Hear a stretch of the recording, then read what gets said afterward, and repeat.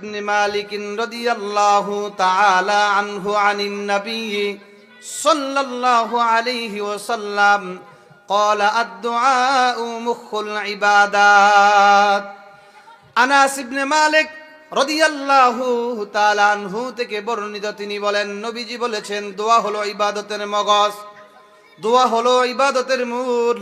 কারণ এই দোয়ার মাধ্যমে আল্লাহর সাথে বান্দার একটা গভীর সম্পর্ক হয়ে যায়। এই দোয়ার মাধ্যমে আল্লাহ রব্বুল আলামিন বান্দার জিন্দেগির গুনাহগুলোকে আল্লাহ তাআলা মাফ করে দেয়। এই দোয়ার মাধ্যমে আল্লাহ বান্দার রিজিকের অভাব অনটন দূর করে দেয়। এই দোয়ার মাধ্যমে আল্লাহ রব্বুল আলামিন বান্দার জিন্দেগির গুনাহগুলোকে আল্লাহ তাআলা মাফ করে দেয়। এই জন্য নবী করিম সাল্লাল্লাহু আলাইহি ওয়াসাল্লাম বলেছেন দোয়া হলো ইবাদতের মগজ। কারণ মানুষ যখন তাদের প্রয়োজনের কথাগুলো আল্লাহ রব্বুল আলামিনের কাছে তুলে ধরে, বান্দা যখন আল্লাহ তাআলার কাছে মানুষ যখন চায়, আল্লাহ রব্বুল আলামিন বান্দার সেই খালি হাত ফিরিয়ে দিতে আল্লাহ লজ্জা লাগে, যেটা আল্লাহর নবী হাদিসের মধ্যে জানায়া দেন।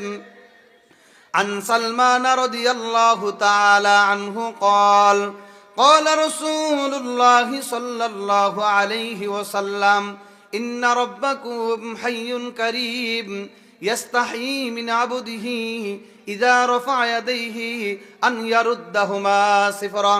প্রিয় ভাইরা আমার, সালমান ফারসি রাদিয়াল্লাহু তাআলা আনহু থেকে বর্ণিত, তিনি বলেন আল্লাহর নবী ঘোষণা দিয়েছেন তোমাদের প্রভু হলো লজ্জাশীল দাতা।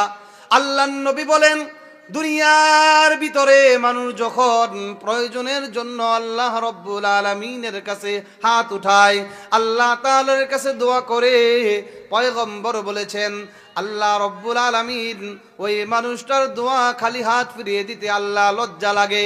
তার মানে বান্দা যদি আল্লাহ রব্বুল আলামিনের কাছে হাত উঠায়া দোয়া করে, আল্লাহর নবী বলেন ওই ব্যক্তির দোয়া আল্লাহ রব্বুল আলামিন কবুল করে নেয়। সুবহানাল্লাহ। প্রিয় ভাইয়েরা আমার, শুধু তা নয়, দুনিয়ার ভিতরে এমন 3 শ্রেণীর মানুষ আছে যাদের দোয়া গুলো আল্লাহ তাআলা সরাসরি কবুল করে নেয়, কোনো পর্দা থাকে না। দোয়া করতে দেরি হয়, আল্লাহ তাআলা বান্দার দোয়া কবুল করতে দেরি করে না। আমার আপনার নবী বলেন আন আবি হুরাইরাতা রাদিয়াল্লাহু তাআলা আনহু আন্নান নাবিয়্য সাল্লাল্লাহু আলাইহি ওয়াসাল্লাম قال 3 دعوات مستجابات لا شك فيهن দাওয়াতুল ওয়ালিদি, দাওয়াতুল মুসাফিরি, দাওয়াতুল মাজলুমি। আবু হুরাইরা বলেন নবীজি বলেছেন দুনিয়ার ভিতরে এমন 3 শ্রেণীর মানুষ আছে যারা আল্লাহ তাআলার কাছে হাত উঠাইতে দেরি হয়, আল্লাহ রব্বুল আলামিন বান্দার দোয়াটা আল্লাহ কবুল করতে দেরি করে না। এর ভিতরে প্রথম নাম্বার হলো পয়গম্বর সাল্লাল্লাহু আলাইহি ওয়াসাল্লাম বলেছেন 1 নাম্বার হলো দাওয়াতুল ওয়ালিদি। যদি কোনো পিতা মাতা তার সন্তানের জন্য আল্লাহ রব্বুল আলামিনের কাছে হাত উঠায়, নবীজি বলেন পিতা মাতার দোয়া আল্লাহ রব্বুল আলামিনের কাছে সরাসরি কবুল হয়ে যায়, কোনো পর্দা থাকে না। 2 নাম্বার হলো নবীজি বলেছেন দাওয়াতুল মুসাফির, মুসাফিরের ব্যক্তি দোয়া আল্লাহ কবুল করে নেয়। 3 নাম্বার হলো দাওয়াতুল মাজলুম, মাজলুম ব্যক্তির দোয়া আল্লাহর নবী বুঝাইলেন এই 3 ব্যক্তির দোয়া আল্লাহ রব্বুল আলামিনের কাছে সরাসরি কবুল হয়ে যায়, কোনো পর্দা থাকে না। সুবহানাল্লাহ।